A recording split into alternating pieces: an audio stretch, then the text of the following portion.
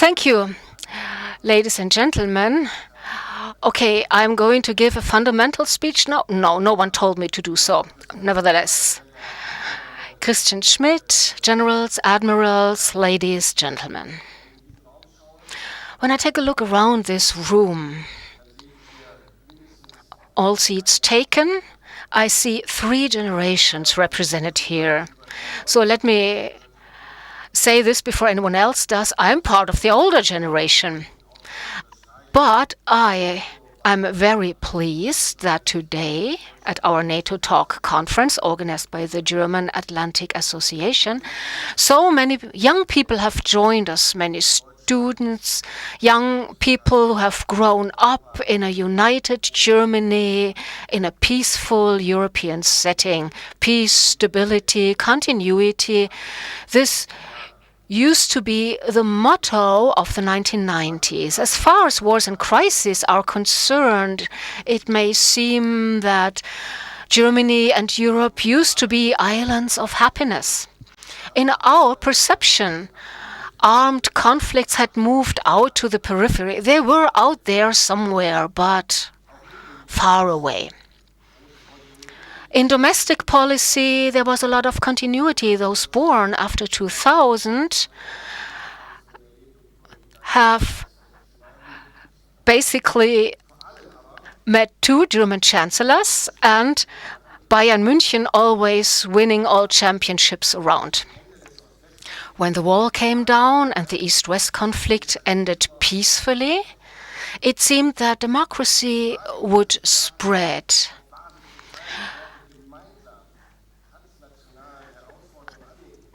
That states would join ranks and face challenges. Germans' foreign and security policy was characterized by a pacifist mindset.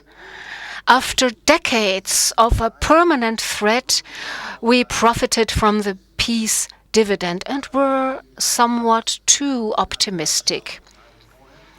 We are always equally clever. Sometimes with hindsight, sometimes not. NATO had by then evolved into a political alliance. The idea was to cooperate with former enemies and adversaries, and the alliance became committed to anti-crisis operations outside its area of responsibility. And we, the Germans, cooperated with our Euro-Atlantic partners and started building a security architecture, including Russia, the NATO-Russia Council, the OSCE. We had the CFE treaty, the Vienna document, which helped reduce the quantity of weapons. A while ago, there was a European head of state who said, well, NATO is basically dead, brain dead. And today, crises are back, wars are back. Let's look at Ukraine, Israel, the Western Balkans, East Asia, or the Sahel region. There are threats out there all over, and they have moved closer to us, and we've become aware of them.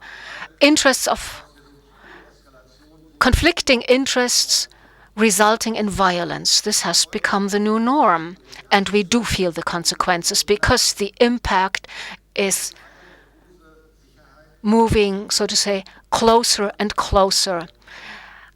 Our freedom, our values seem to be becoming more and more fragile. It was unthinkable in 1990 and has become a reality today. We have a brutal war going on right in the middle of Europe, which has lasted for more than a year and a half. But that's not enough. Some states are pursuing an imperialistic policy. Russia, China, what are they trying to do? They are trying to secure their spheres of influence and shape the world order in favor of their interests. Putin wants to increase his influence, his impact, not caring about the victims. Rule of law, democracy, that's nothing he cares about. He might be even frightened of that, and that becomes evident in this brutal war against Ukraine, but also in other parts of the world, because the Wagner mercenaries actively support authoritarian regimes in the Sahel zone in sub-Saharan Africa. China is making more and more challenges, becoming more and more assertive. There's a threat to our international order, but it's not only large powers where this threat is coming from. There are terrorist organizations out there. The barbarian attack committed by Hamas has caused so much suffering to so many people. The region had been unstable to begin with. Now it's basically on the board of a complete breakdown, and nothing will ever be again as it used to be before. We are living in the times, but yes, but discussions. Now, where do we position ourselves? Very clearly on the side of Israel. No doubt about it. Historically, we have this responsibility to support Israel as well as we can. There is no justification whatsoever for the barbarian act which was committed. Israel does have the right to defend itself against that. But let's not forget the context. Let's not forget what Russia, Iran, and North Korea are doing. They are sharing certain goals. So there is a whole web of complex connections in the background at work here. What does that mean for us? We need to do more to defend our security and our freedom. We cannot sit there and just simply take a look at how imperialistic powers impose their will on other nations. We will have to join ranks and make sure we have the rule of law, the strength of the law, and not the strength of whoever is more brutal. So we are supporting Ukraine in its fight for freedom, sovereignty, and territorial integrity. Any drawback, as far as these principles are concerned, would be a terrible first case. And we cannot count on Russia to move away from its imperial fantasies. And this is why we need to make the alliance strong and credible in its deterrence. And we need to make NATO actually able to reach its goals. At the same time, we see that Germany will become a logistic hub in case troops need to be moved to the eastern flank. So here lies our responsibility for the region. And we need to make sure we are flexible in our deterrence and in our capability to defend ourselves. See, I told you I am a member of the older generation represented here, and so I can tell you over the decades NATO has been a guarantee for our freedom. Up to the end of the Warsaw Pact, we had always been able to count on NATO. If a worst case had happened, NATO would have been there. We were right there up to 1990 at what used to be the eastern flank. Today, it's us. We are responsible as the most populous country in Germany, the largest market economy, the largest European NATO member, to meet our responsibility and protect today's eastern flank. With Russia's brutal attack on Ukraine, NATO has become more important than ever. More countries wish to join. We will soon be a 32-member alliance. And the contributions by Sweden and Finland are hugely important as far as the security of the Baltic region is concerned. And the transatlantic alliance has to adapt to today's situation. The transformation process started back in 2014 and is still ongoing. I'm quite optimistic. I think for its 75th birthday, the alliance will be fit for purpose. It will be strong on an operational basis. It will have taken up new responsibilities. And from my point of view, it is important that Germany will be an important active member of the alliance. We are taking up responsibility and a certain leadership role, which is a characteristic feature of the Zeitenwende, the turning point. To station a brigade in Lithuania long term is a strong signal. So this is a sign, something telling our partners and our friends in Lithuania, we are there for you. In the old Federal Republic, we had always, I said so, been able to count on NATO. And today it's the Lithuanians and the people in the other Baltic states who need to be able to count on someone because they are in a very exposed situation. They have Kaliningrad to one side, Russia to the other, and its satellite Belarus also right at their borders. And that is a difficult situation. And this is why, if we want to be credible, and we will be credible, we will strengthen Lithuania's border and the eastern flank, because defending our own country also means defending NATO's area of responsibility. The brigade stationed in Lithuania, well, to have a brigade permanently stationed far away from home is quite a challenge. But it was a very decisive and the right step to take. And yes, it's been the largest outside of the country deployment we have done ever. We have never done anything like that before, because usually we used to station people on a rotational basis in regions abroad. So it's a new project. And 2 months after the announcement was made, the question came up, how come people are not there yet? You know, it's not really like moving a household. We are moving a brigade, 5,000 people, material, logistics, weapons, everything required, plus their families. It cannot happen overnight. We need to build infrastructure, to do some work in Lithuania, and it requires time.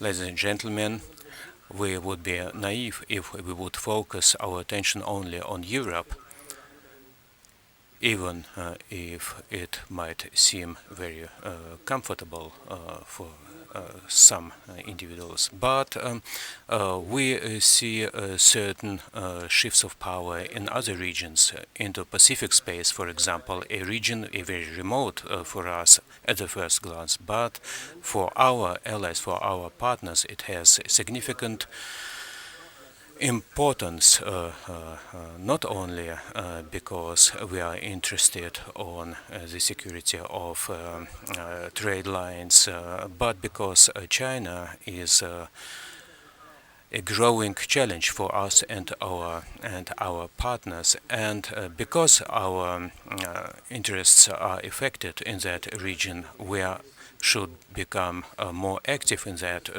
region, and in the next year, we'll send our ships and frigate in order to protect navigation in that space. And our presence, our minds, our joint exercises will be closer to India, Japan, Singapore, closer than any before. If we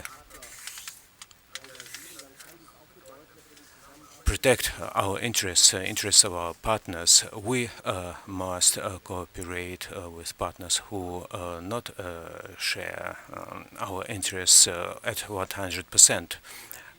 Democracy and rule of law and human rights are important for us and our policy, but at the same time we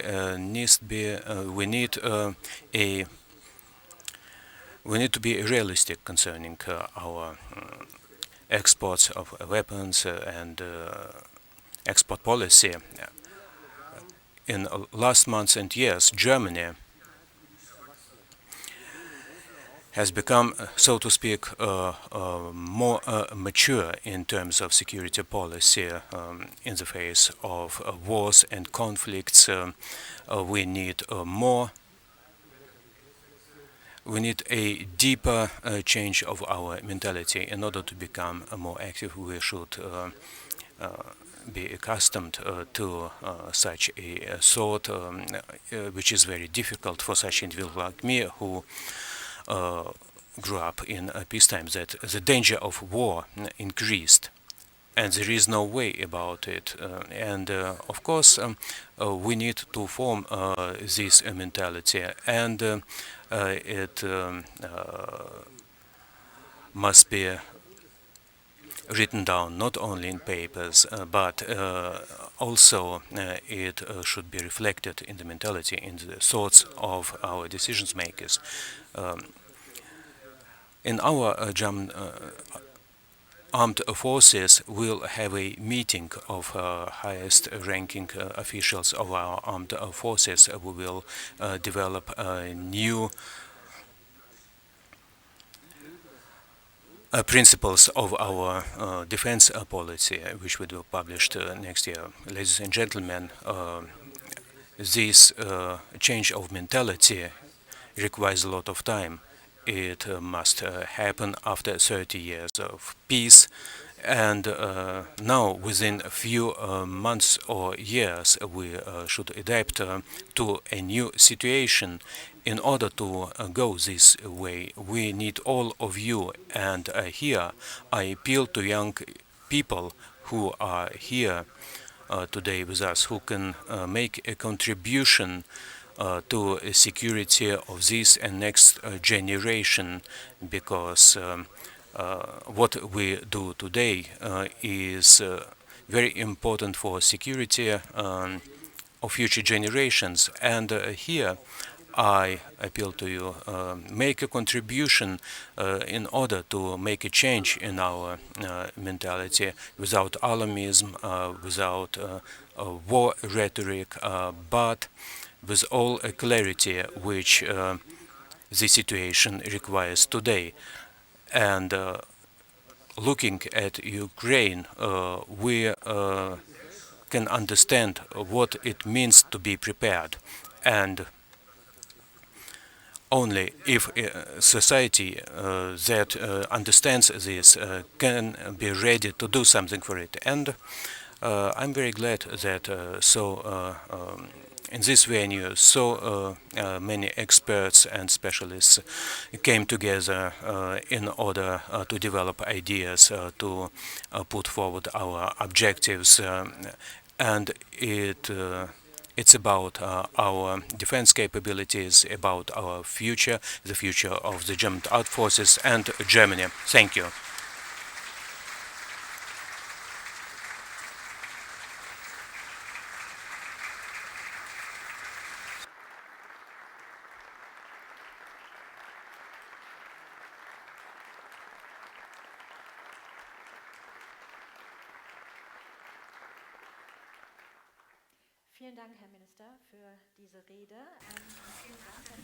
Thank you, Minister, for this, for your speech, and that you are ready to answer our questions. I would like to start with my personal question. So, if you see how Hamas attacked Israel and the reaction of people in Germany, Here at the Brandenburg Gate, we saw a rally in support of Israel, but at the same time, we saw certain events organized by the supporters of Hamas, which produce some other feelings. So what is your take on this? I would like to say that 3 weeks ago I was in Israel and talked to my colleague. Flew early in the morning, late in the evening I came back, and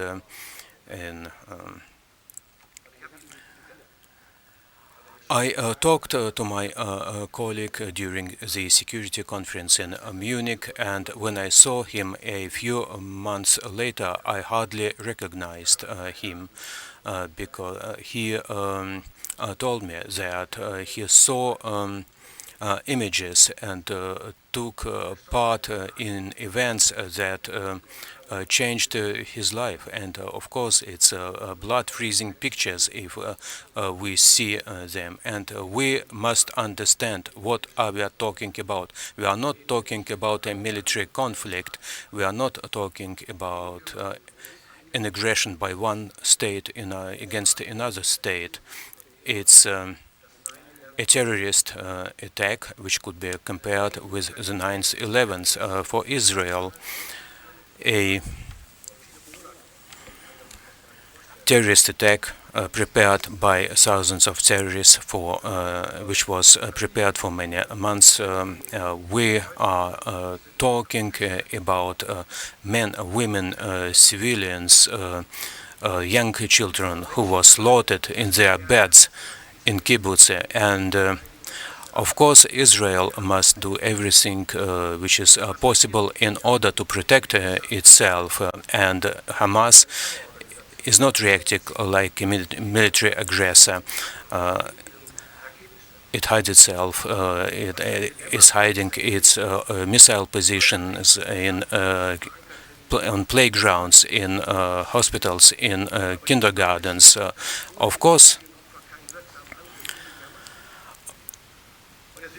we deplore civilian victims, but unfortunately it's unavoidable. And of course there is no doubt that we support Israel. Israel has a right to self-defense, and everyone can say in Germany, but at the same time we should stick to law and comply to law concerning the freedom of meeting and rallies, concerning the freedom of speech.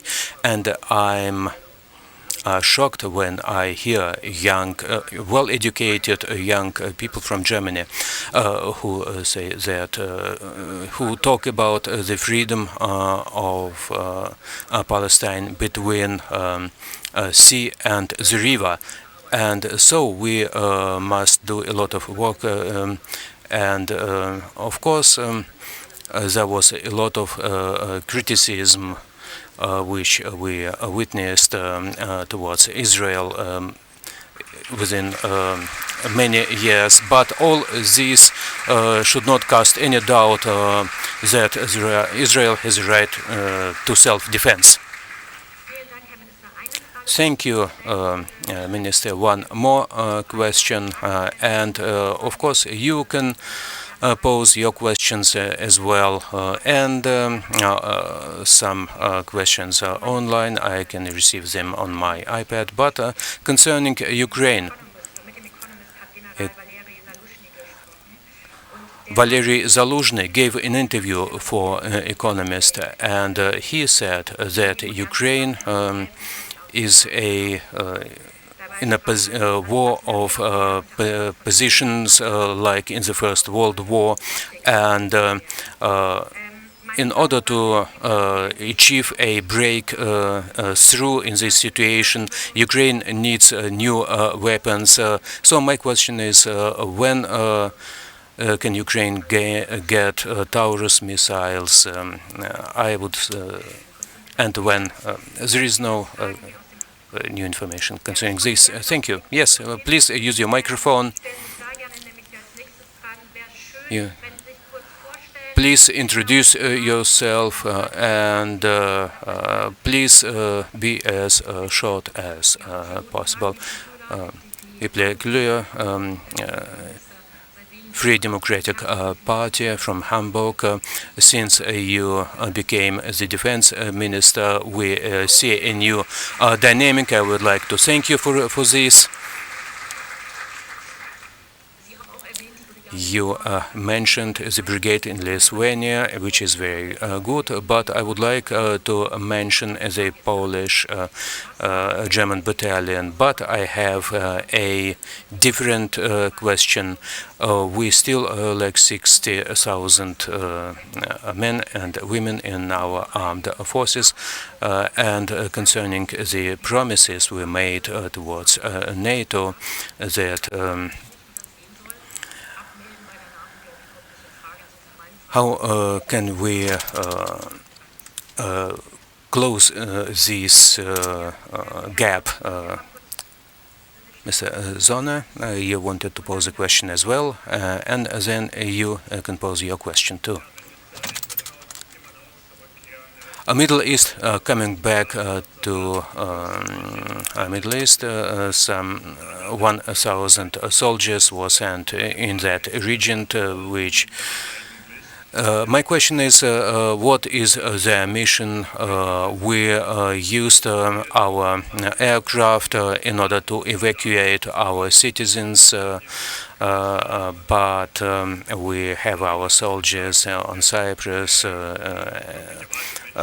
special forces. My first question. And second question, we are talk about the parliamentary armed forces. Did you talk to the parliament, Klaus Klinsmann? I'm from the Potsdam University, teaching history. Minister, if we would like to avoid the defeat of Ukraine, and if we read the interview by Valery Zaluzhny, and given the speeches which we heard from Zelensky, what can we do, or should we do more in order to disrupt logistical operation of the Russian army in Crimea? And some speeches, some opinions by Ukrainian politicians were somewhat downbeat. Thank you.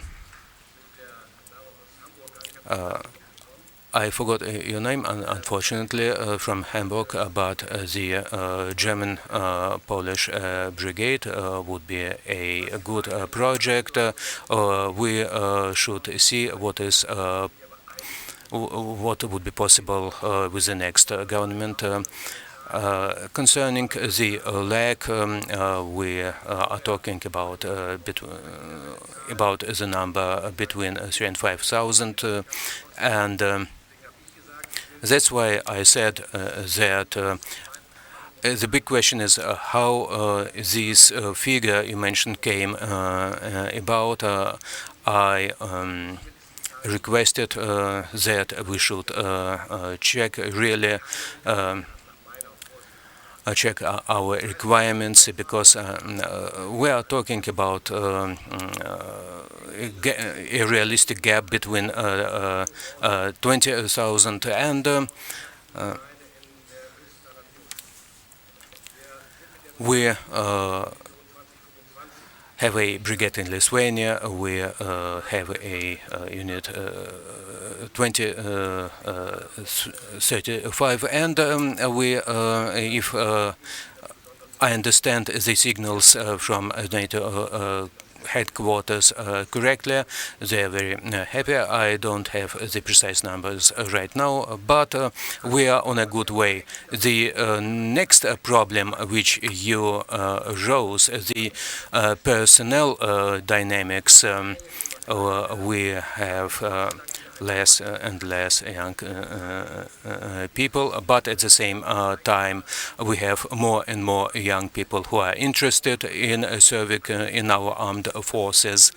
But of course they should apply for such jobs, and for this our processes should be quicker or faster. It's not acceptable that some people submit their applications and wait for many months. I established a new task force which is supposed to present its results of research soon, and we should increase the attractivity of our programs, of our jobs, because young people who are well educated can choose, and we should be competitive and should do more. Concerning your question, Mr. Zone, about if the situation in the Middle East escalates and if we must do everything in order to evacuate our citizens, and that's why we took all measures necessary in order to fulfill our mission. We can debate whether we need 1,500 or another number of our soldiers.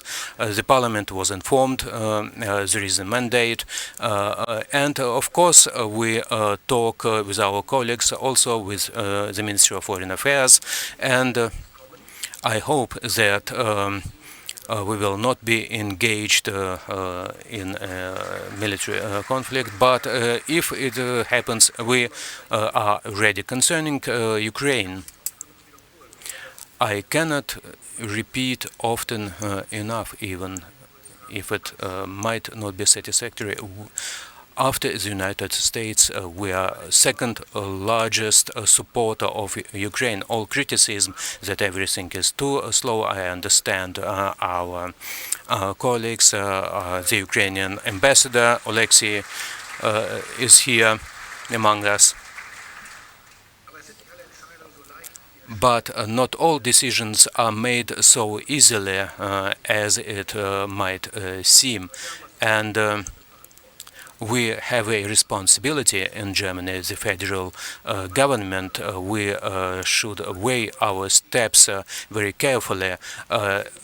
Some might think it's too slow, but our air defense systems, our armored vehicles, are making a contribution to save lives in Ukraine, and we hope that Ukraine can go through this winter as successfully as last winter, and that the civilians wouldn't suffer that much.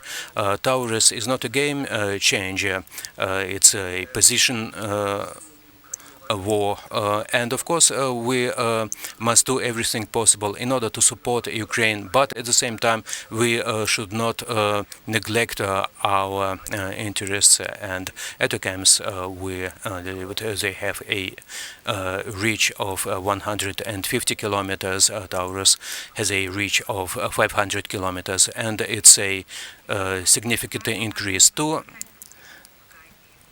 Questions. Wolf Achim Wiegem has a question concerning the Middle East. Given the readiness and preparedness of Hamas, shouldn't we adapt our armed forces for such events, even, for example, for the case that Hamas and other terrorist organizations would use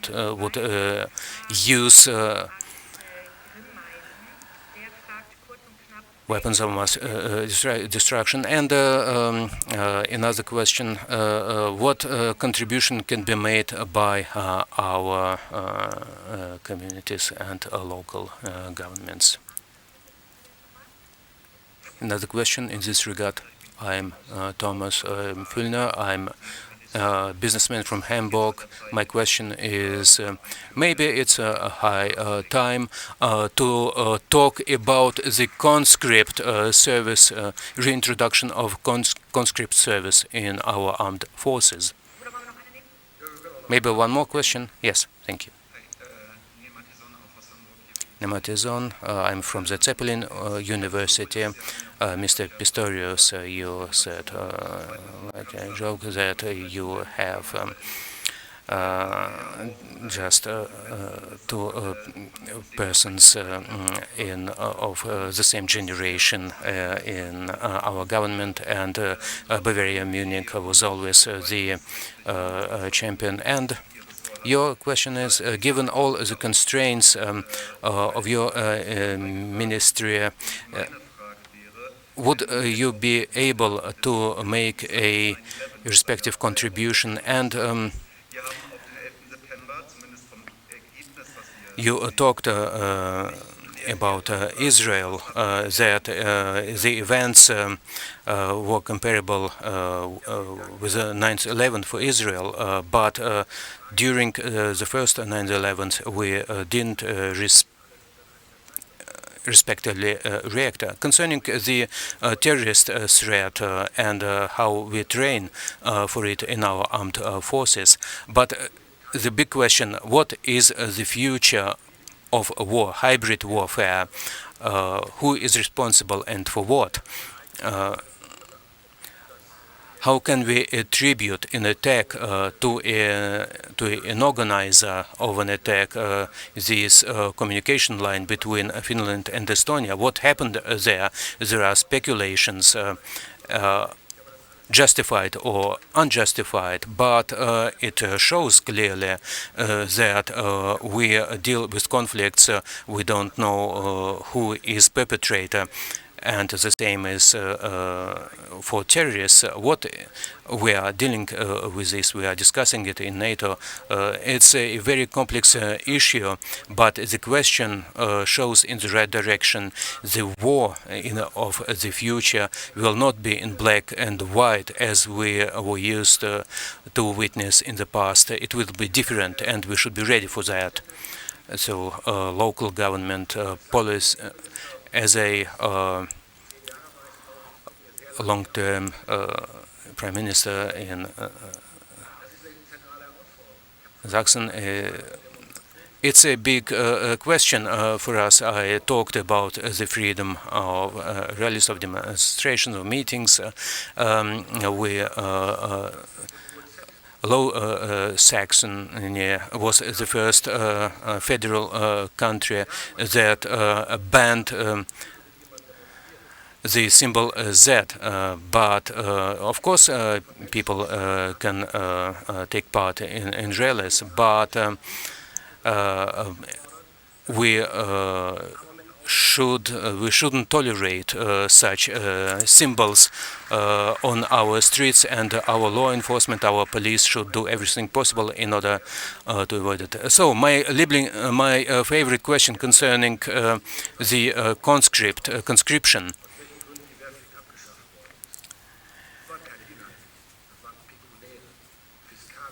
Why was it abolished? It was a financial reason, and of course it was a mistake. But not every mistake can be abolished overnight. We don't have infrastructure, we don't have barracks for it, we don't have enough barracks for it. We are rebuilding our infrastructure, and what are the priorities?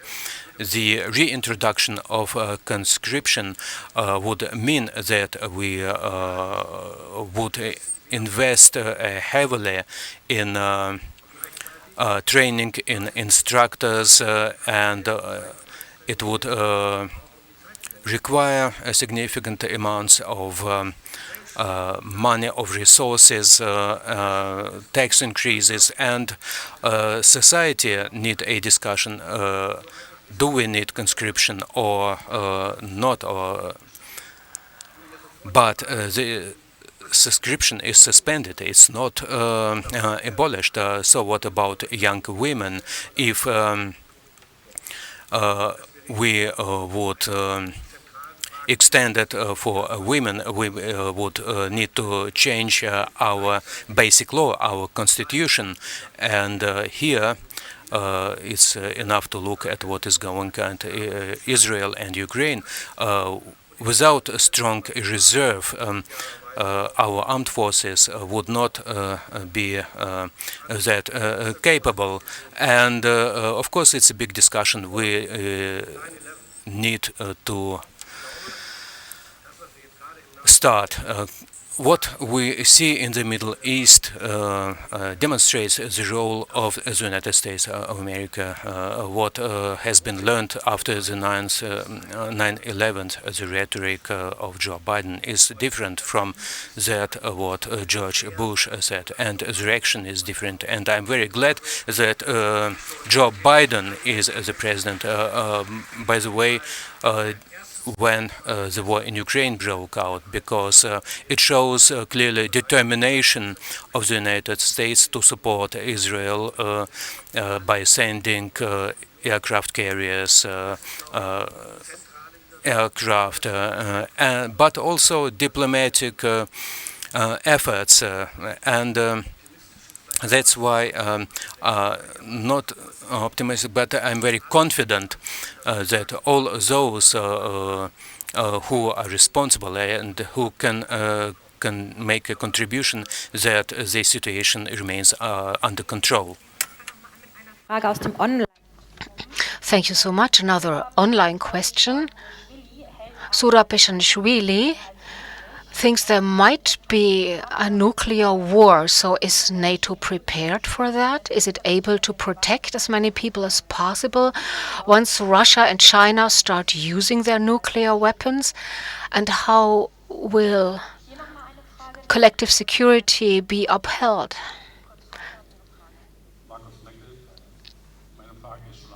Next question. Markus Meckel asks, first of all, thank you for your answers. I'm as impatient as everyone else, and thank you for this question about conscription. I think we are beyond the point of no return.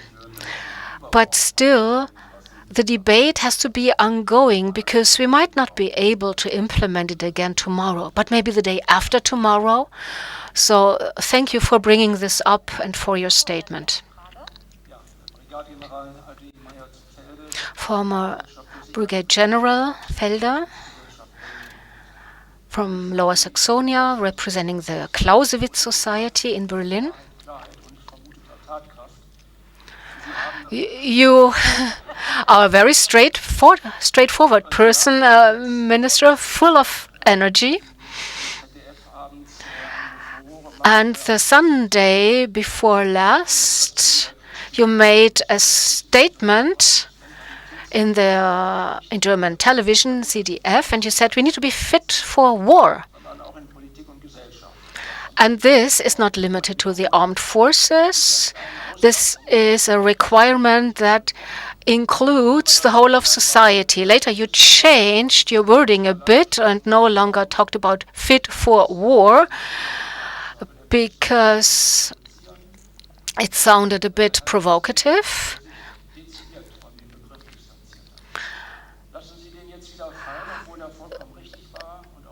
But you were very clear, and the term was correct. Are you now distancing yourself after criticism for using this term? So I would just be interested to know how you will handle this.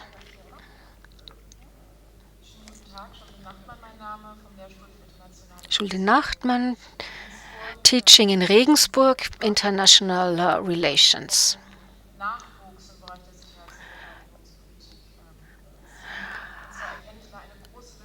I see a big gap. You talked about force generation. Um, Seeing that, of course, in Germany we have nothing like a department for war studies, but the German universities are not really involved in the force generation process, apart from the two Bundeswehr universities, of course.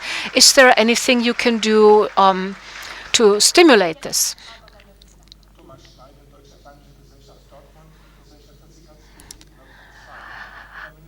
I'm a member of the German Atlantic Association in Dortmund. The subject force generation. To become more sustainable, well,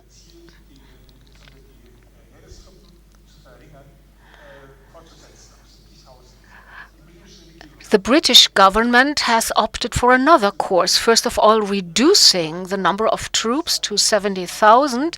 Instead, compensate for this loss in personnel by increased cyber and electronic measures.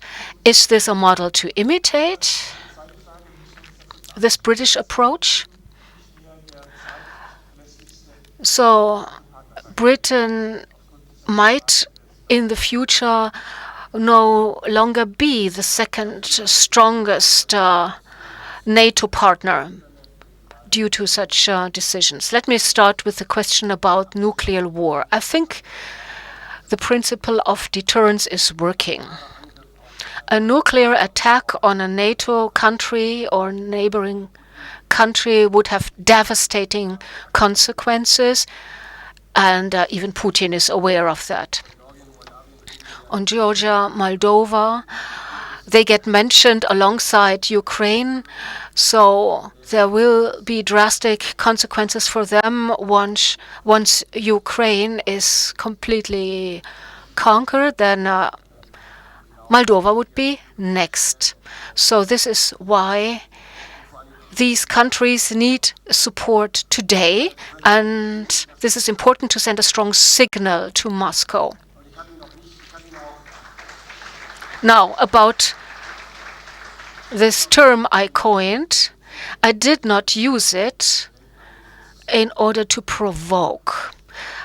Although sometimes I do provoke, but not on that occasion. And I try to make this clear that Sunday night and 2 days later, I wanted to send a wake-up call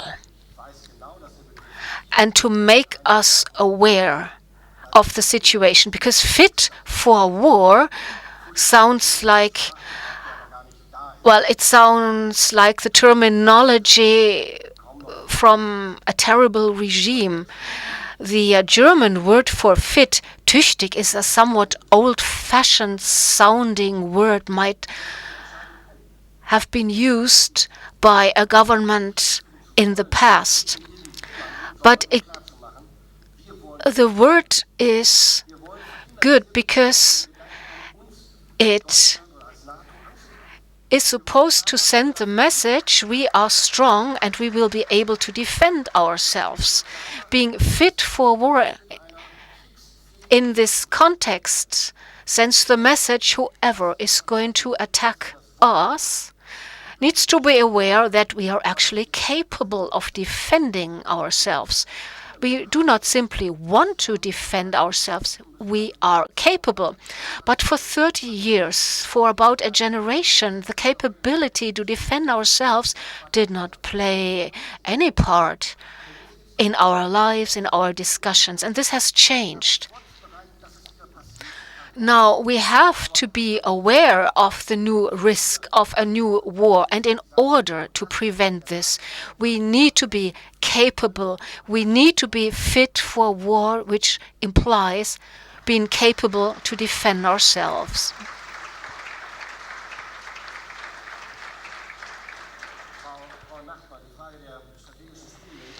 Though strategic studies at German universities, or rather the lack of it. We need a change in mentality, and this question falls under this headline.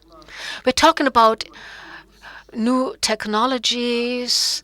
In the past, we talked about dual use, or rather avoided the term, because there are civilian enablers out there which could be put to strategic use.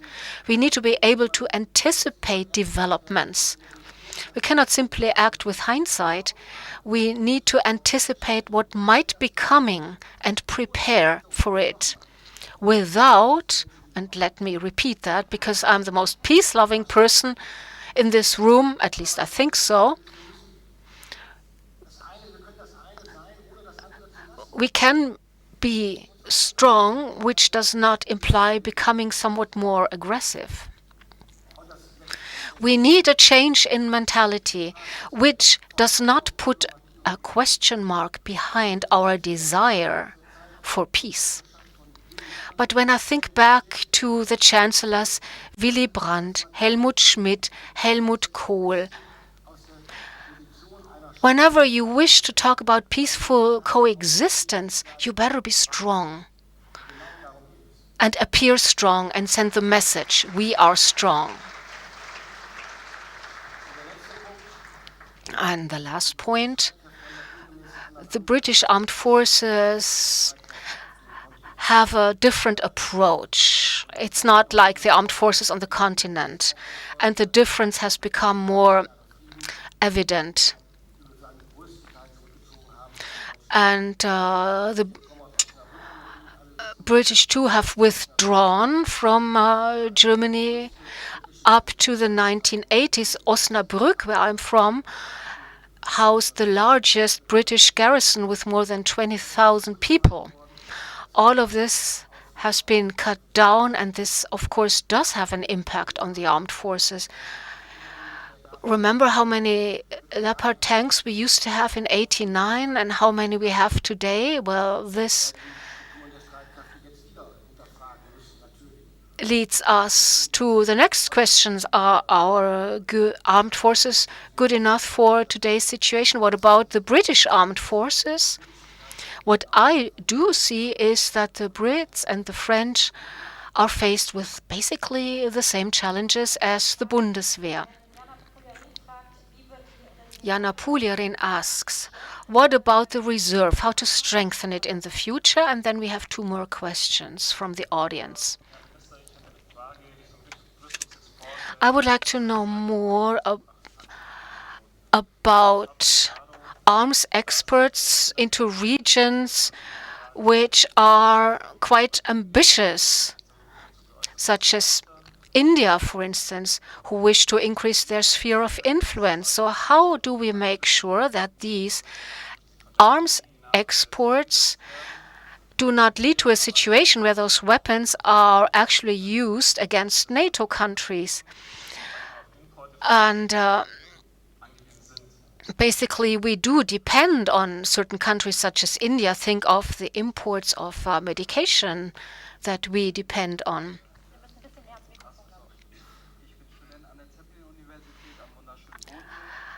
I'm a student of the Zeppelin University at Lake Constance. And I would like to know if there's a cyber attack, a hacker attack on the Bundeswehr or on critical infrastructure such as hospitals, how are we able to defend ourselves against such an attack, say, by Russian hackers? Well, question about the reserve. I talked about how important it is, although it is rather modest in size, which has to do with the fact that we are suspended conscription. Now we are trying to find new ways of strengthening it, such as increasing terms or offer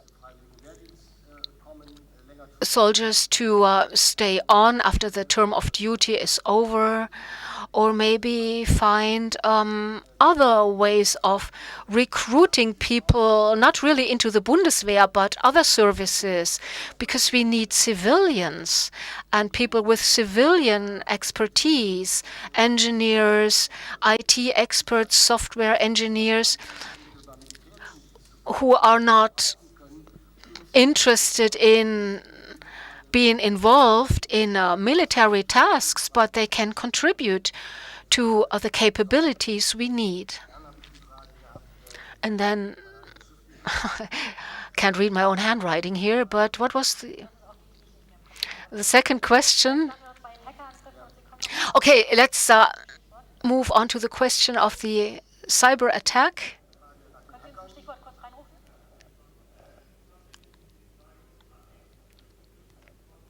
It was about arms exports. Okay. India is a country which received 60% of all arms imports from Russia. And this goes for other countries of the Indo-Pacific region as well. Now, we need to ask ourselves, do we want to increase our geostrategic partnerships in the region to involve partners without forming a new alliance with them? Or will we leave that to the autocratic powers in the region? And so I think it is the right thing to do. Of course, we need to be critical. Who is getting what? But 30 years ago, India received German submarines. It took a long time for us to be able to export them. But now they need spare parts for them and have to undergo the same unwieldy procedure in order to receive these parts. Well, that doesn't really make sense, right? India is a democracy with human rights problems and large deficits. But does that mean that we do not cooperate with them geostrategically? Because they adhere to a rule-based world order. So isn't that a powerful strategic argument? I would say so. Now, hacker attacks, how to protect hospitals. Well, this falls under the civilian regulations. It's basically the Ministry of the Interior which is responsible for that. But of course, the war of the future no longer differentiates between military goals and civilian infrastructure. Attacks will take place all over. So we need to be able to defend ourselves against cyber attacks. What are defense capabilities in these sectors? This is basically an important subject, and the special one-off fund will contribute to this. Thank you for your presentation and for answering the questions. So let us continue with our first panel. Russia's war and Putin's goals, a threat for the whole of Europe. We will not only discuss the current situation, but also what will be possible in the future and how we will be able to support Ukraine. But before that, there will be the one strategic impulse speech by Graham Hurd, who teaches at the George C. Marshall Center for Security Studies. Then Teresa Winter will lead the session. She is with the Friedrich Naumann Foundation for Freedom.